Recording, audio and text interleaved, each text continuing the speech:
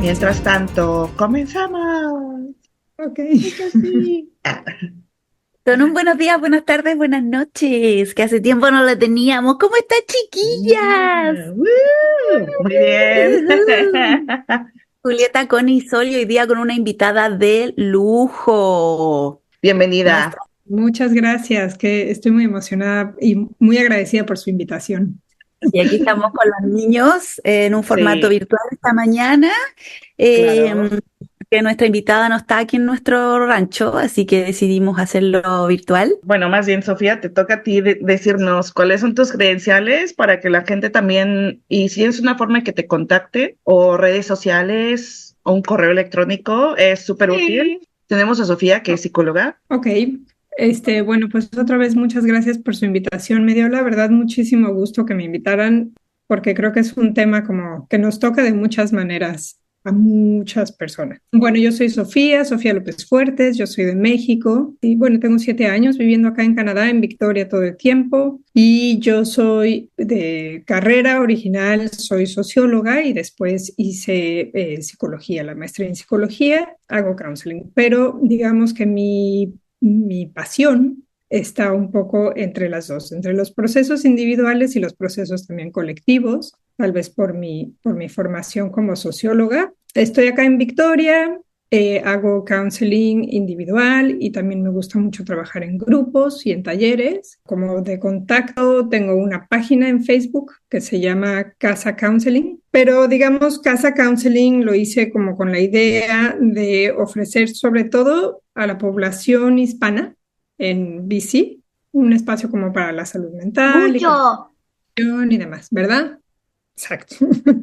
Entonces, espérame, te voy a confirmar el correo. Es, sí, sofía arroba casacounseling.ca con doble L, counseling con doble L. Importante esto porque en español no es lo mismo tener su terapia en inglés que en español. Es como cuando uno se enoja, que no puede decir Claro, es malas palabras en nuestro idioma. totalmente distinto. Aparte, Sí. aparte la conexión es súper diferente, ¿no?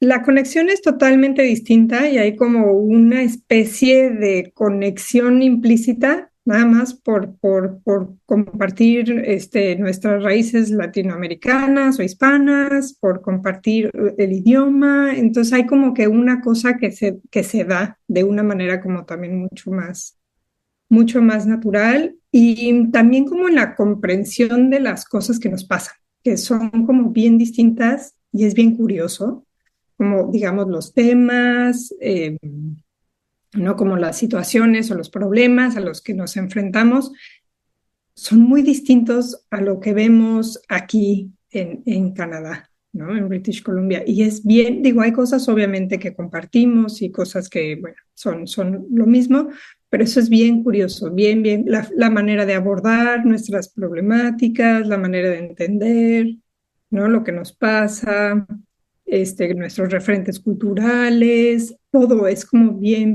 distinto. Entonces, a mí me gusta mucho hacer las dos cosas, me gusta mucho hacerlo en inglés, pero me gusta muchísimo trabajar con la población hispana. Sí, o sea, me parece como que increíble que tu formación sea de socióloga y, o sea, como fenómeno, ha de ser así, como que te explota la cabeza, ¿no? Sí.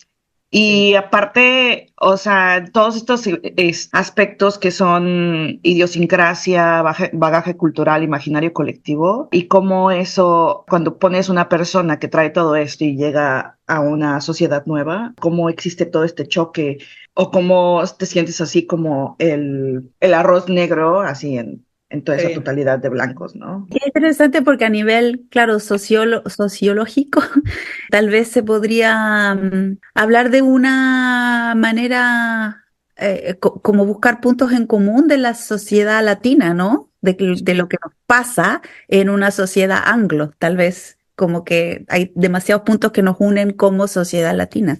Muchos, ¿no? O sea, muchos, y es curioso, independientemente, o sea, a pesar de ser de países distintos, ¿no? De tener cada quien nuestras propias historias y eso, hay muchísimo como en común.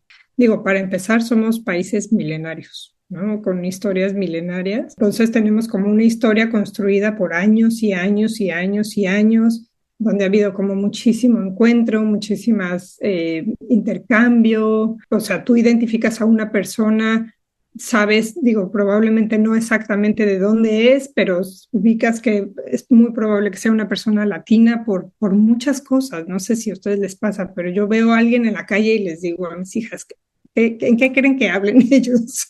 Y sí, es muy curioso. Hay como una, sí, pues la idiosincrasia colectiva y común y compartida, ¿no? Y De es todas bien. maneras, y la vibra se siente cuando como que uno siente, este es de mi team.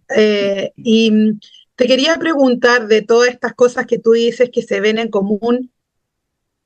Yo sé que son hartos como elementos, pero ¿tú qué dirías que hoy en día tú puedes como encontrar un patrón la gente latinoamericana en sus problemas? ¿Cuáles son como los problemas claves que tú como identificas que está siendo el patrón hoy en día? Uy, Eh, eso está complicado porque, pues, ¿en qué contexto? En especial, estamos teniendo un proceso en donde Canadá se está cerrando un poco más a la inmigración por el tema de muchos temas que ellos tienen, en principal en la crisis del housing.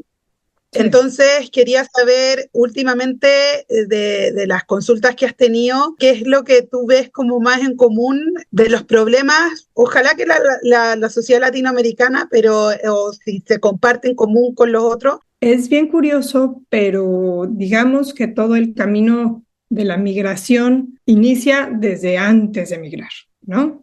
Y la manera en la que vamos a vivir como todo el camino de migración inicia desde antes, desde que estamos en nuestro país, ¿no? Y desde que estamos en nuestro país como con ciertas condiciones que nos motivan o nos obligan, o ¿no? Las circunstancias de cada quien pues son distintas, a movernos de país, ¿no? Entonces ahí empieza el camino, que es un camino bien individual.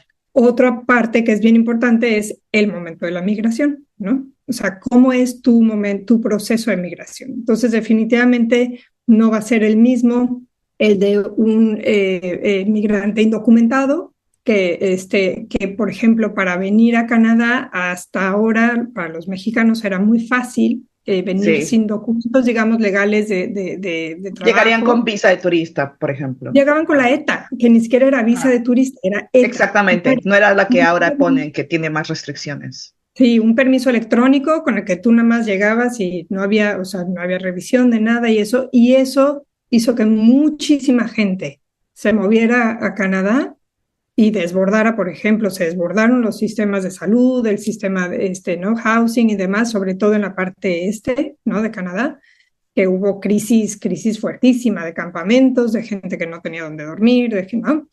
Y muchos que llegaban acá a Canadá de esa manera para cruzar a Estados Unidos desde la frontera norte, ¿no? Que entonces digamos, ese momento del proceso es otro, ¿no? Otro que define mucho cómo va a ser digamos, tu proceso ya en el lugar, ¿no? Y al final, pues, cómo es todo tu momento de llegar, ¿no? En qué condiciones llegas, con qué recursos llegas. Me refiero a recursos económicos, pero también recursos personales, ¿no? Como el idioma o no el idioma, bueno, como tu manera de aterrizar en Canadá o en el país también influye mucho en todo lo que va a pasar después, ¿no? Entonces, como que estos tres momentos, digamos, son pues bien individuales, ¿no? Cada quien tiene una historia distinta, cada quien tiene motivaciones distintas.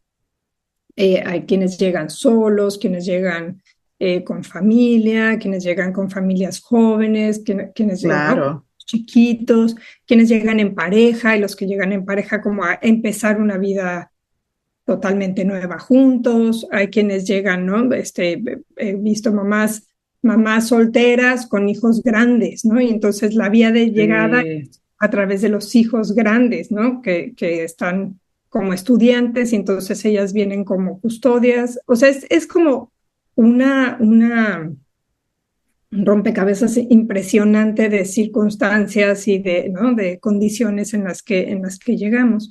Pero digamos, traemos como todas las personas que nos movemos de país, traemos como una motivación, traemos como una ilusión, ¿no? De que de alguna u otra manera, sea la razón que sea, a donde vas a llegar, vas a estar mejor, ¿no? Que esa es pues, realmente la motivación, ¿no?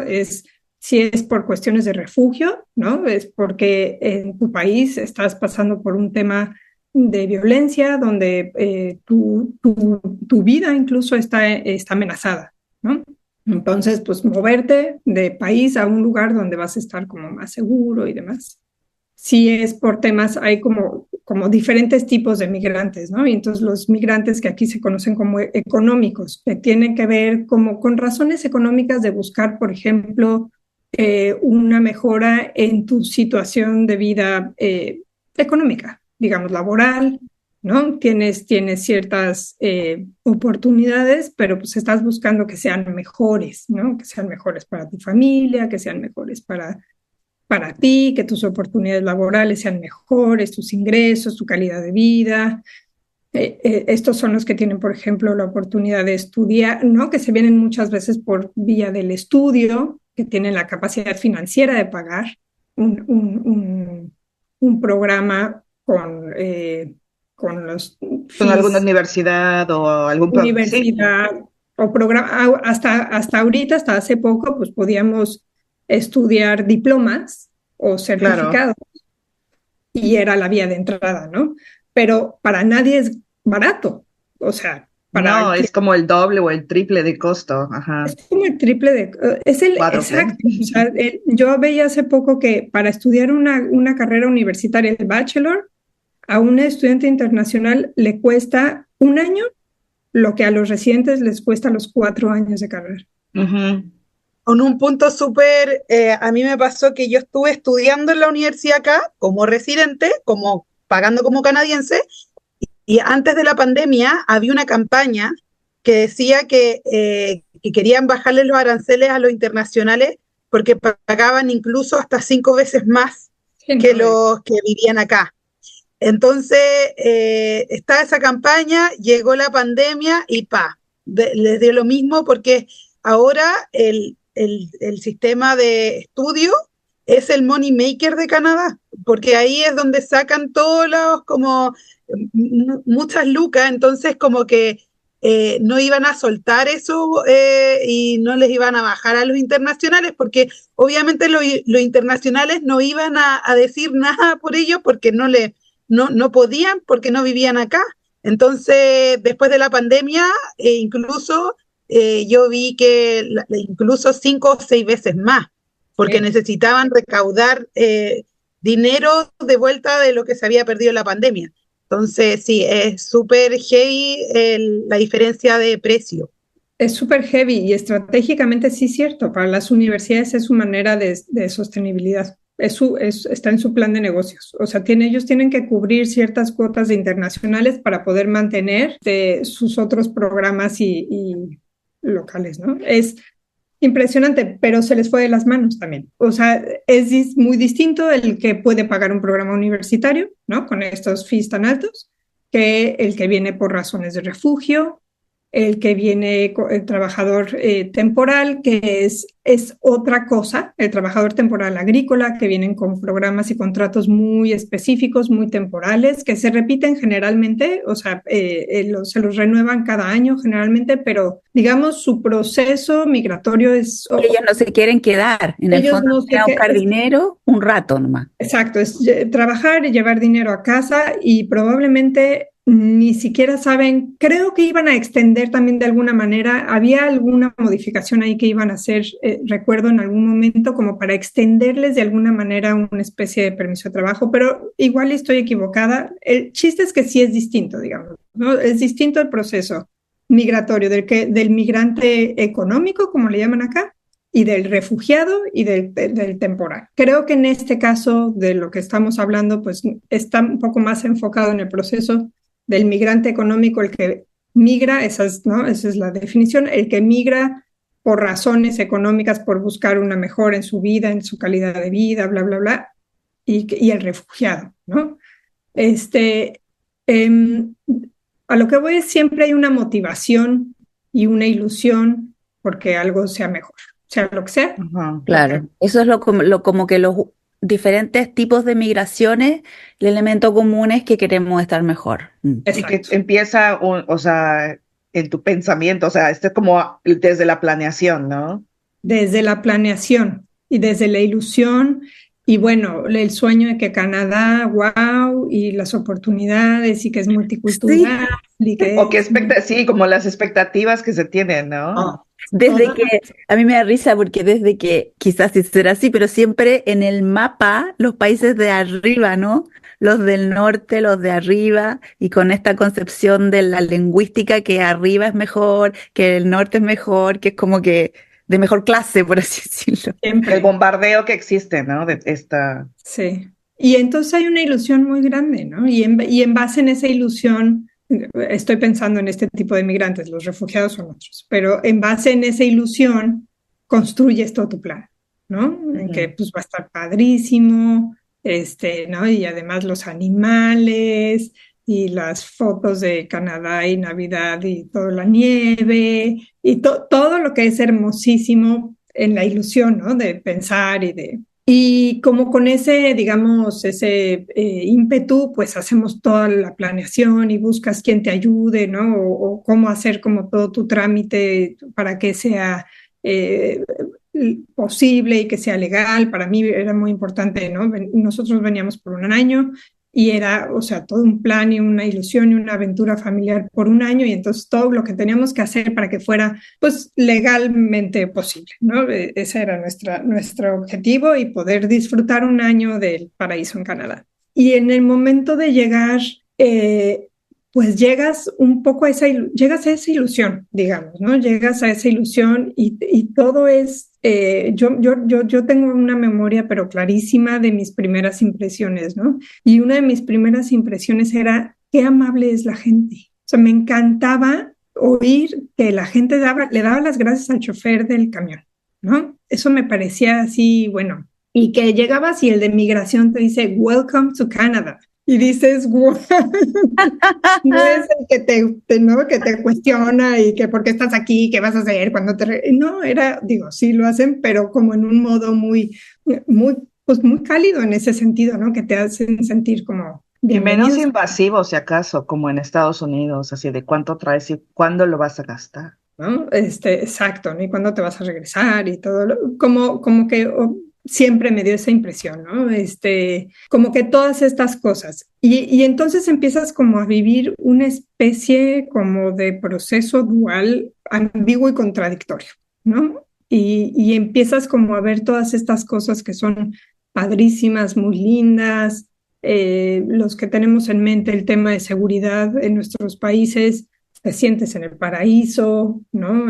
Andas con tus niños en la calle sin problemas, piensas, ¿no? Ves a las niñas, que toman el camión y sin problemas, había una sensación para mí, me acuerdo, como de que es una sociedad que en general cuida, en ese momento así lo pensaba, como una sociedad que cuida de sus niños, que cuida de su gente, ¿no? Me encantaba ver niños solos en el camión, o sea, ¿no? Y el Sí, chofer siempre, ¿no? Y la gente, pues, en buen plan, ¿no? Esas cosas como que son muy, muy, pues, como muy lindas y muy enriquecedoras como en esta llegada, ¿no? Como que empiezan a suceder estas cosas que ves, por un lado, como que todas estas cosas, pero por otro lado, como que también te empiezas a enfrentar a cosas que quizás no pensaste, ¿no? O no consideraste mientras estabas como en toda tu ilusión de planeación, ¿no? Y una es que cuando nosotros llegamos no teníamos idea del problema que era encontrar una casa. Y es claro. encontrar una casa no porque no haya casas, sino porque te tienen que seleccionar. Y empieza como toda esta cosa de sentirte todo el tiempo evaluado y calificado para todo, ¿no? Te tienen que seleccionar para que te den una casa. Tienes que tener referencias pues, de gente que no tienes porque no conoces a nadie. Y lo mismo en los empleos, ¿no?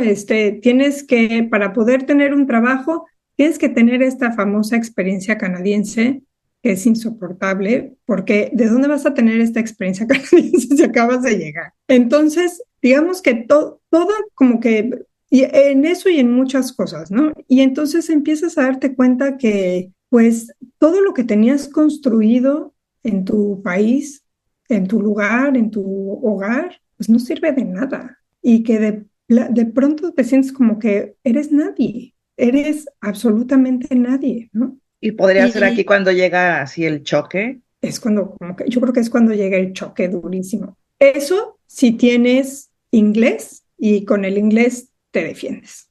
Entonces son Pero como sí, que ciertos, o sea, muchos factores. digamos, este es un proceso por el que todas las personas que cambiamos de residencia pasamos de una u otra manera y en diferentes niveles. Y digamos que el nivel o la profundidad o la duración de este proceso tiene que ver como con todas estas cosas, ¿no? Por eso son como historias pues tan individuales y tan particulares. Tiene que ver con tu historia de migración, lo que platicábamos ahorita, ¿no?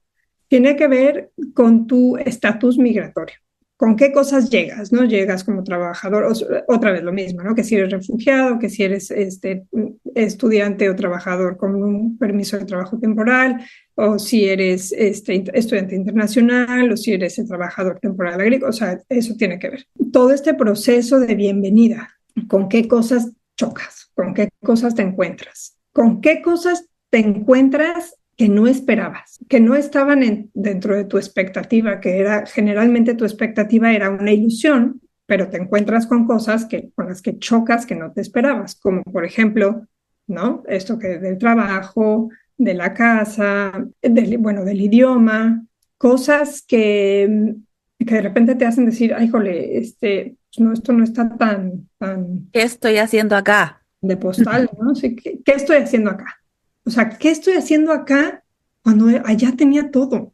O sea, cuando allá tenía el que me iba a rentar la casa porque sí, o porque tal vez era mi amigo, ¿no? Que tenía una casa en renta y el Ujú. que, pues, el trabajo que fuera porque vas construyendo una historia de trabajo y una historia profesional y de repente, pues ya no necesitas esta cosa de que no eres nadie y vuélvete a construir en algo de la nada y es como pedir, rogar porque alguien te haga caso, porque alguien te vea.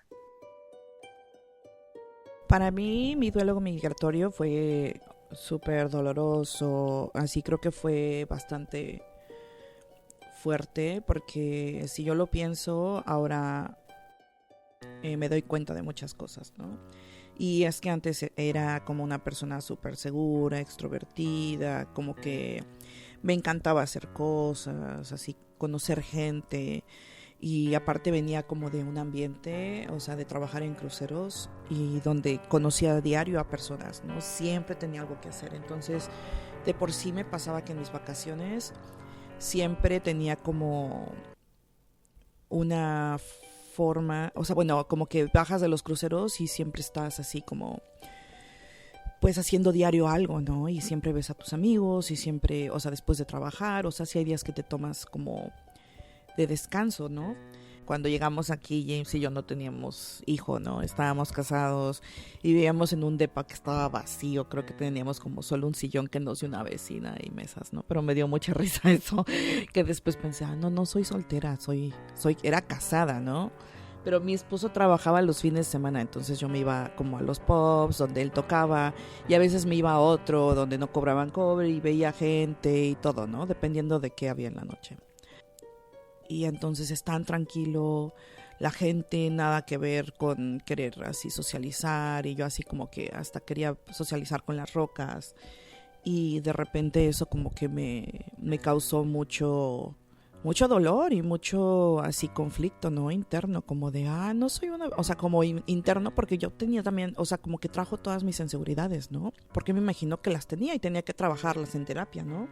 Entonces eso me afectó en mi vida personal, eso sentí que yo no era una persona como que tal vez no soy una persona agradable y lo tomé como muy personal, ¿no? Pero realmente es una dinámica muy diferente socialmente, o sea, en muchos aspectos, ¿no?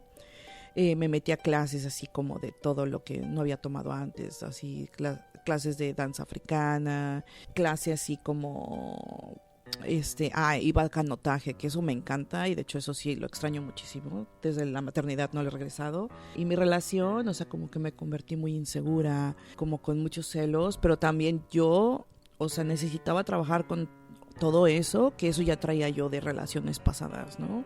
También, o sea, como que fue horroroso, la verdad, o sea, como que lo cuento y fue horroroso, sí, sí lo fue. Lo bueno es que solamente pues duró un tiempo y ya, pero también es que yo tenía que trabajar muchas cosas en terapia, ¿no? Tenía momentos donde, o sea, recuerdos del abuso que sufrí, que se evocaban, ¿no? Y que de repente, o sea, venían a mi mente, ¿no? Con todo esto del duelo migratorio. Y entonces estaba súper deprimida. Y sí, mi pareja, la verdad, siempre ha sido como la más... O sea, como que una persona que me apoya bastante y ya, pero también no puedes apoyarte tanto en tu persona especial porque también ellos también necesitan un break, ¿no? Entonces, pues obviamente busqué terapia, busqué ayuda y eso me ayudó bastante, me ayudó a recobrar también mi seguridad, así como autoestima y a deshacerme de patrones que yo tenía como de antes. Obviamente no digo que soy una perita en dulce, ¿no? Pero pues, o sea, lo trabajé. Me costó mucho trabajo como que encontrar personas con las que me sentía feliz, me sentía acompañada, como que apoyada, ¿sabes? Y también cuando llegué como que tenía muchos problemas con la familia de mi esposo, pero eran conflictos como culturales y también como que ellos eran medio pasaditos de lanza, pero después todo cambió y pues realmente yo también me dejé tomar cosas tan personales. O sea, en México decimos un cantarito de Guadalajara porque se quiebran fácil, tan frágil, ¿sabes? Ahorita siento que retomé ya mi seguridad, tengo amigos bastantes, no los veo seguido, ¿no? Pero también ya nuestra dinámica cambió de cuando yo me moví aquí, que era soltera, y ahora con hijos es muy diferente. Pero algo que me ayudó bastante fue inscribirme como a clases de cosas que nunca había hecho.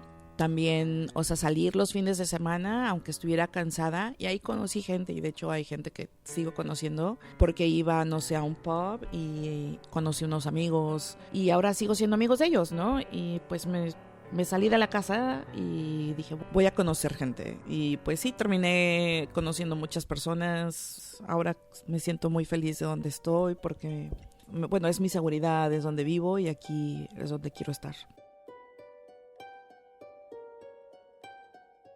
Esta parte de la experiencia de la migración, que es la de llegada, que te encuentras, estas cosas con las que te encuentras que no esperabas, ¿no? Que empiezan como que, digamos, a romper un poquito como expectativa, como la ilusión, o que la hacen más difícil, digamos, ¿no? De alcanzar. Influye también mucho, por ejemplo, influye lo que decía tu edad. Un niño vive esto totalmente distinto que un adulto y que un adulto mayor. Todos lo vivimos de una u otra manera. Los niños chiquitos, los adolescentes, los adultos jóvenes, adultos y adultos mayores, todos, de una u otra manera experimentamos todo este proceso, ¿no? Y estos cambios. Los niños, por ejemplo, ¿no? Cuando, pues órale, vas a la escuela y a ver cómo le haces, ¿no? Y confiamos mucho en que los niños que son muy resilientes y que absorben todo y que todo, pero para ellos es un proceso, ¿no? Para ellos es Claro. órale, ¿no? En mi país tenía amigos, aquí no tengo, aquí nadie me entiende, aquí no entiendo a nadie, aquí la escuela es diferente, los maestros, ¿no? Te tratan distinto, todo, o sea, digamos, la manera de aprender, de enseñar, o sea, todo, incluso a lo que voy es que todos en nuestra etapa de la vida en la que estemos, lo experimentamos de una u otra manera. Los adultos mayores es otro tema y creo que es de los grupos de edad que más sufren este proceso y pasa muy desapercibido. El género creo que es importante. Las condiciones en las que venimos muchos venimos, por ejemplo, en familia y como que hay, digamos, ciertos pues, roles obviamente en la familia y entonces uno va a trabajar y el otro va a estudiar y entonces quién se va a encargar de la casa ¿no? Y entonces las mamás, pues seguiremos siendo mamás siempre, ¿no? O sea, como con esta cosa de ser mamás, pero al mismo tiempo tienes que igual luchar por el trabajo, por el ingreso o lo que sea, ¿no? O sea, el lugar en el que estés, o eres la que estudia, pero tienes que estudiar tiempo completo y además, pues el ingreso no alcanza y entonces tienes que buscar también un trabajito. O sea, es como todo esto, digamos, va sumando, ¿no?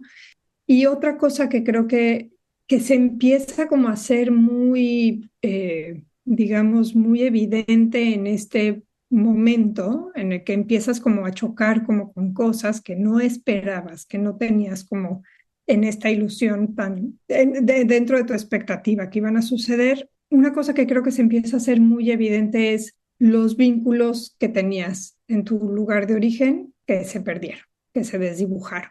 Y eso es cuando como que viene pues el madrazo, ¿no? Sí, Que uno no piensa en eso, no lo planea. No no, pero planea ¿alguna de todas ustedes las vivió cosas eso? como, claro, como físicas, no sé, como materiales, pero uno piensa que no sabe, no, ni siquiera lo piensa, cómo me voy a sentir realmente, el corazón, la soledad, esto de criar sin tribu. Tú te das cuenta cuando ya estás acá, ya metida, ya te cambiaste de país. A mí me ha pasado muchas veces después de como 3 años empezar a decir, ¿qué mierda estoy haciendo acá? O sea, ¿realmente fue una buena decisión? Bueno, veo a mis niños que se vinieron bien chiquitos y los veo felices y ahí como que se me calma. Y me imagino con el comentario que hiciste tú, una persona mayor que yo debe sufrir muchísimo más que yo esta cosa de los vínculos Claro, y calladito porque está pensando en su familia que está bien, que es fuerte. apechugar, ¿no? O sea, que está súper triste porque ellos tal vez también vienen de otra generación, ¿no? Que les enseñaron bastante a hacer como que aguanta, aguanta, sé una roca, pero también se vale romperse. Sí, como que empiezas y dices, ¿qué hice esto? O sea, allá tenía tal vez un trabajo, aquí no tengo nada, allá con lo que trabajaba podía pagar una renta, aquí no puedo, acá no entiendo nada, ¿no? O sea, como que no tengo familia, no tengo amigos, no tengo mi tribu, no tengo, o sea, las conexiones de la escuela de los niños no tengo eso, no entiendo cómo funciona el sistema educativo, no entiendo cómo tengo que ir al doctor, no entiendo nada, no entiendo nada. ¿Por qué estoy haciendo esto? Y creo que es cuando empiezan como que a verse estos síntomas, ¿no? En las personas, cuando empiezan a verse cuando empieza a visibilizarse más todo esto que está pasando, ¿no? Entonces pasas como bueno, no es que pases de uno a otro, sino que también los dos suceden al mismo tiempo y por eso también es tan difícil. Es difícil porque estás experimentando las dos cosas al mismo tiempo, ¿no? Y estás, por un lado, con toda la ilusión y vamos a echarle ganas y pues vamos a estar bien y, ¿no? O sea, sí, sí, y ves las cosas que son muy lindas y muy positivas y al principio todo es nuevo, entonces también eso es, pues, hermosísimo, ¿no? Y ves o sea, todo te puede causar sorpresa y, ¿no? Te maravillas de todo y de los lugares y del verde de este lugar y de la cantidad de agua y de los animales y de la gente y de la tranquilidad. Y bueno, también por otro lado, ¿no? Yo recuerdo que decía, bueno, también es posible vivir siendo una persona con un empleo, digamos, medio, ¿no? Trabajando yo trabajaba en una pastelería, entonces decía, pues 2 personas con este ingreso, pues sí podemos vivir. No tienes que ser el ultra doctor, que eso es lo que pasa también en nuestros países, ¿no? Que las profesiones son muy competitivas y que el nivel es cada vez más competitivo para poder sobresalir y medio llevarla. Entonces, y nos exigimos en nuestros países latinos, nos autoexigimos unos niveles de una calidad en el trabajo espantoso, ¿no? Porque pues tienes que medio hacer algo un poquito más y sobresalir para que te vaya mejor. Ajá, porque es como terminas, o sea, maestría, terminas posgrado y ahora diplomado, siempre actualización, pero yo como que en México yo veo que todo el mundo hace este tipo de educación, que está increíble, pero es porque lo exigen los mismos trabajos. Lo necesitas el título, pero además necesitas atenerte a unos horarios laborales donde los límites son distintos o unas relaciones laborales donde los límites son No distintos, hay calidad de vida. ¿no? Y si te... Entonces, por eso es tan difícil, porque uno está acá y está con esas dos cosas en el Ajá. balance, porque si fuera todo malo nos vamos, ¿no? El Exacto. problema es que estamos en el medio, ahí. Mm. Estás en el medio. Es tan difícil identificarlo como que estás viviendo un duelo, porque cabe dentro de dos clasificaciones del duelo, una que es la del duelo ambiguo que sucede en los procesos de duelo cuando, por ejemplo, eh, en un duelo, digamos, donde pierdes a una persona, sucede cuando la pérdida es medio ambigua, ¿no? Por ejemplo, la persona no se ha muerto, digamos, ¿no? Que terminas una amistad que no es una cosa tan evidente, tan tajante. O sea, cuando una persona se muere, pues como que es muy evidente que estás pasando por esto, ¿no? Pero esto que se llama duelo ambiguo es como el proceso de duelo por el que pasamos cuando la pérdida no es tan evidente. Si quieres saber cuál es el otro tipo de duelo, ve al próximo capítulo.